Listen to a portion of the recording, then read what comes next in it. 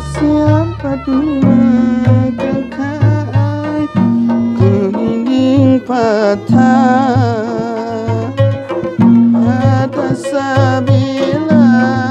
pada sabila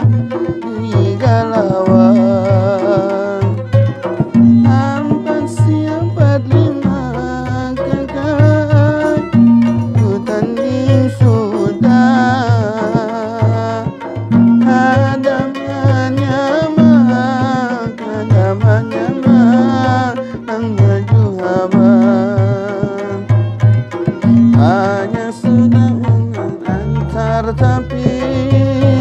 selambar-lambar kada bagai hanya sudah memilih jodohnya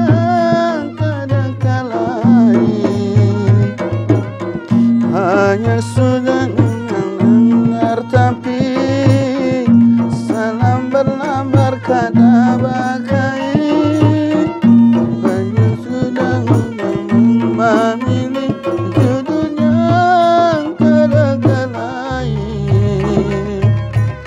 hampa siapa lima kakak keriding patah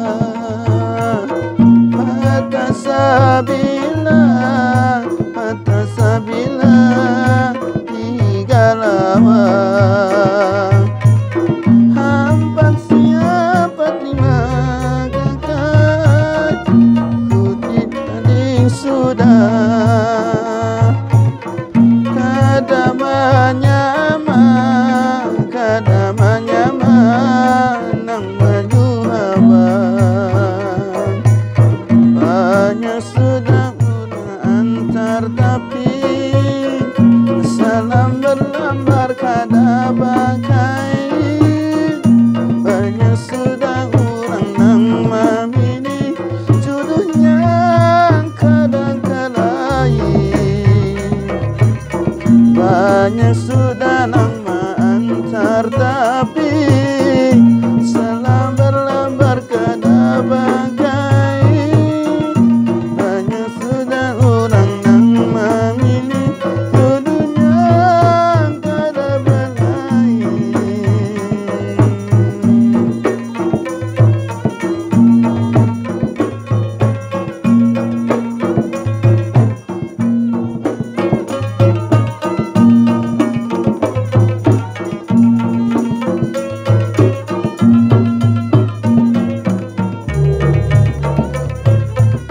hampa siapa lima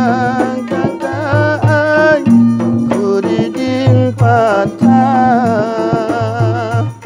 pada sabila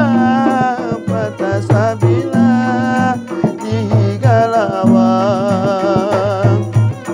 hampa siapa lima kakak ku tanding sudah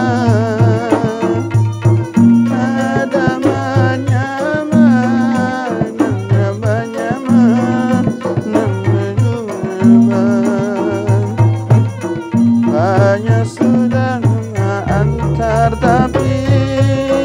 selambar-lambar kada bagai hanya sudah nang memilih jodohnya kada kalai hanya